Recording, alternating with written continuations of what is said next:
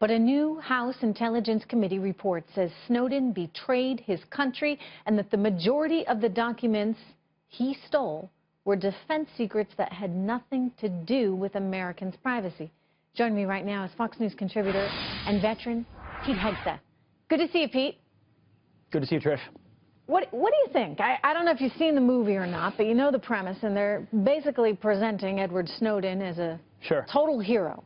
What's your reaction to that? I prefer to see the entire world through the lens of Oliver Stone, if at all possible. I mean, listen. I watched the trailer. It looks like a compelling movie of fiction. You know, they're going to take every aspect they want to highlight of Edward Snowden and then de-emphasize all the inconvenient aspects of what he did that came out in that intelligence report. It's not a coincidence that that report came out yesterday that points out, as you said, the vast majority of what Edward Snowden stole from the federal government had nothing to do with surveillance and everything to do with defense. And then he flees to places like China, near China, and Russia, and we don't know who he's given that information to. So listen, obviously the government was over-surveilling more than they were being honest with the public. But this is not a simple whistleblower gets caught up. This is man decides to betray his country, leave with secrets, and he's trying to get pardoned, which I think would be a serious mistake. I agree with you. He did a horrible, horrible, horrible thing. And, you know, as an American that goes to work for the government like that, you have to have some, the government should at least have some expectation of some patriotism. But the reality is the guy got in there. He went to work, you know, for the CIA, for the NSA. I mean, how do you get a job like that when we know his background? I mean, he'd gotten fired from one position and then he got picked up for another at the NSA. How does that happen, Pete? Well, and it happens because, you know, people can lie.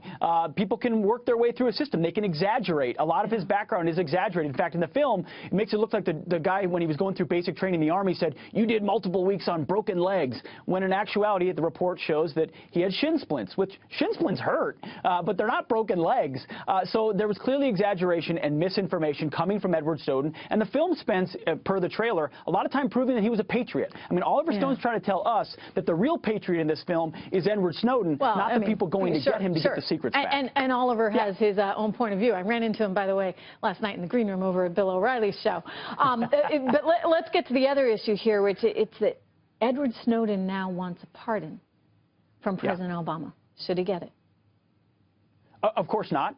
He wants it from President Obama because this would be his last chance, especially if Donald Trump enters the White House. I don't think Hillary Clinton would want it to be her first move. So he sees a window of opportunity to leverage Hollywood and the culture. Remember, a lot of these things are won in that way. Think of Che Guevara, a mass murderer who's now celebrated on T-shirts. They're trying to win the culture with millennials and others who will say, Edward Snowden, he's a great guy, a great patriot. When if you look at the facts, it's otherwise. So they're pushing right now when they think they might have a moment at the end of the Obama administration to bring him home. Otherwise, he's got charges that'll lock him up forever as a traitor if he's ever come back. So they're trying to leverage this moment in time. Good on the House for pushing out the facts at the same time. We should never let a movie make us decide, especially when it's so false, whether someone should be pardoned. And you know, so we'll see what the White House does. As this all was happening, I remember talking a lot to Keith Alexander, actually his first interview he did with me right after the Edward Snowden news broke. And you know, ultimately, one of the things that General Alexander said to me, again, former head of the NSA during this time, was that he really felt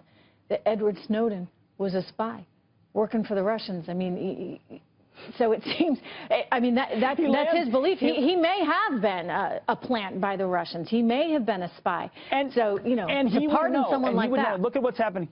Look at what's happening in Russia right now. Look at where he's being hid. Look who's protecting him. Look where email leaks are coming from. You certainly can't point it all at Snowden, but where there's smoke, there's oftentimes fire. So I'd go with Alexander much more than I would the word of Edward Snowden, who claims he's just a misunderstood patriot.